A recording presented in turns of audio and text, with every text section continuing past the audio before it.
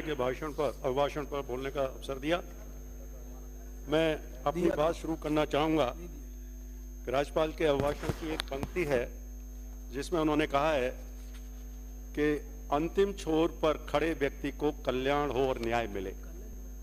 और इसी तरह से मैं वर्तमान सरकार के जो बजट आया था उसके 10 संकल्प हैं, उस 10 संकल्पों में से एक संकल्प जिसमें सारे 9 संकल्प पूरे हो जाते हैं, सुशासन, गुड गवर्नेंस की बात करना चाहूंगा। मैं माननीय सभापति महोदय पूरे सदन का ध्यान में आकर्षित करना चाहूंगा, प्रत्येक सरकार का, चाहे सरकार पूर्ववर्ती हो चाहे वर्तमान हो, और प्रत्येक सदस्य का जो इस विधायक का इस सदन में बैठा हुआ है, उसका जो उद्देश्य होता है कि जनता ने जिस भावनाओं को, जिस आकांक्षाओं को लेकर के भेजा है, वो आकांक्षा है कि अंतिम छोर के व्यक्ति को कैसे लाभ मिले या कैसे सुशासन मिले।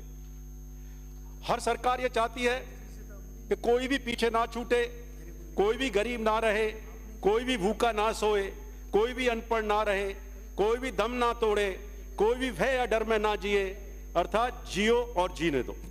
इस भावना के साथ जब हम चुन करके आते हैं तो मैं देखता हूं ये अनुभव है, हम सभी का ही अनुभव है। जब हम इस पक्ष में होते हैं तो आलोचना करते हैं, जब सामने वाले इधर आते हैं तो वो आलोचना करते हैं। लेकिन मैं पूरा मकसद क्या है सरकार का मकसद होता है गुड गवर्नेंस। और इसमें मैं बताना चाहूंगा, महामहिम महोदय से अभिभाषण की जो शुरुआत की, महामहिम राज्यपाल को धन्यवाद भी देना चाहूंगा कि उन्होंने जो गांधी जी का कहा कि अंतिम छोर के व्यक्ति को लाभ कैसे मिले। हमारी ये ड्यूटी बनती है कि हम अपने ही हाथों से विधायिका के रोल को कमजोर करते चले जा रहे हैं।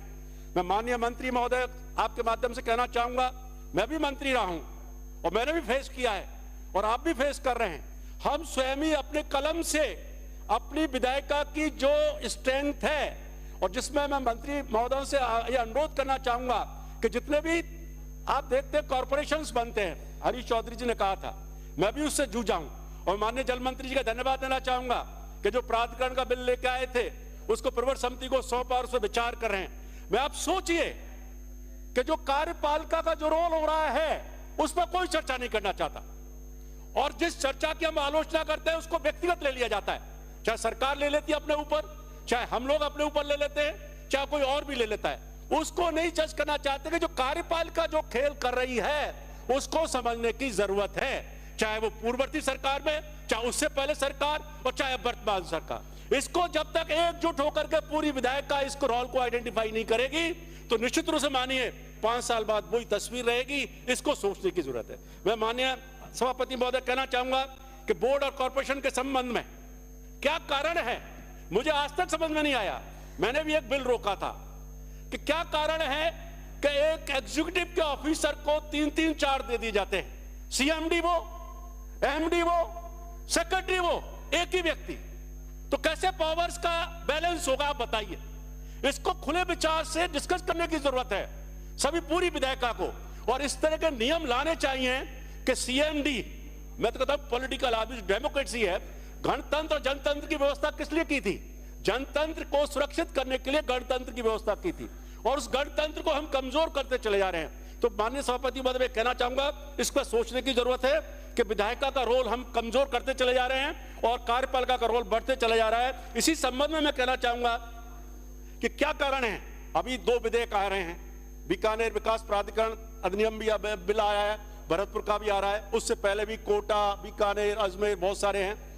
जेडीए में जब मंत्री चेयरमैन हो सकता है तो भाई भरतपुर विकास प्राधिकरण, बीकानेर विकास प्राधिकरण या अजमेर विकास प्राधिकरण या जोधपुर विकास प्राधिकरण में चेयरमैन क्यों नहीं हो सकता? मैं इसलिए कहना चाहता हूं कि अगर आप सीएजी की रिपोर्ट्स को पढ़ लें, सभी लोग पढ़ते हैं, बहुत सारे लोग पढ़ते भी हैं, उसमें सीधा आएगा किस तरह के घोटाले किए जाते हैं इस कार्यपालिका के द्वारा, और उसको 4-4 साल 5-5 साल तक वो रिपोर्ट नहीं आती है। हम देखते हैं, आप सीएजी को पढ़िए। खुद विभाग के मंत्री जी से मैं अनुरोध करना चाहूंगा कि अगर आप उनको पढ़ लेंगे तो आपको मालूम पड़ जाएगा कार्यपालिका क्या करती है। लेकिन अफसोस कि इस पर काम नहीं हो पाता है, इस पर काम करने की जरूरत है। दूसरा मुद्दा मैं लेना चाहूंगा उच्च शिक्षा का। मैं उस शिक्षा में रहा हूं, तकनीकी शिक्षा में रहा हूं, शिक्षक रहा, मंत्री बनने का मौका मिला। आप देखिए क्या स्थिति हो रही है। वो ये यूनिवर्सिटीज व्हाइट एलिफेंट हो गई हैं। प्लीज समाप्त कीजिए। वाइस चांसलर्स को कोई मतलब देखिए कोई कंट्रोल करने वाला नहीं है। बाहर के व्यक्ति कुलपति आ रहे हैं, हमारे समय भी हुआ और अभी भी हो रहा है, और वो कुलपतियां नियुक्त कर दिए गए जिन पर दूसरे राज्यों में बर्खास्त किया गया, जिन पर आरोप लगे। इसको भी देखने की जरूरत है और इसमें संशोधन करना चाहिए। कुलपति से आपने कुलगुरु किया, बहुत बढ़िया, लेकिन कुलगुरु की क्वालिटी क्या होनी चाहिए, इसको भी डिफाइन करने की जरूरत है कि कुलगुरु जैसी क्वालिटी वाइस चांसलर्स में, कुलपतियों में होनी चाहिए, इसको देना चाहिए। एक और मैं जल की बात करना चाहूंगा, मेरा आलोचना का किसी का वो नहीं है, मैं केवल इस सिस्टम की बात कर रहा हूं।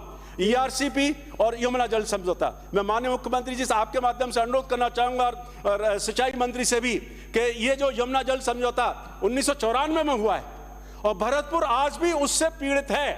पूरा पानी 400 जो एमएसक्यू पानी नहीं मिल रहा है, और उसमें मैं कहना चाहूंगा बाण गंगा गंभीर नदी को 5 लाख से जोड़ करते हुए और उसको भी लिया जाए। माननीय सभापति महोदय, बहुत सारी चीजें हैं, लेकिन मैं जानता हूं मैं अल्पसंख्यक हूं, बहुत कम समय मिलता है, 5 मिनट मिलते हैं, जब तक वो भूमिका बनती है समय हो जाता है। लेकिन मैं कहना चाहूंगा पुनः विधायिका पूरी सदन को कि इसको सोचने की जरूरत है कि विधायिका के रोल को, मंत्रियों के रोल को हम लोग कम करते चले जा रहे हैं और कार्यपालिका का रोल बढ़ता चला जा रहा है। इसको आपको चिंतन की जरूरत है। माननीय सभापति महोदय।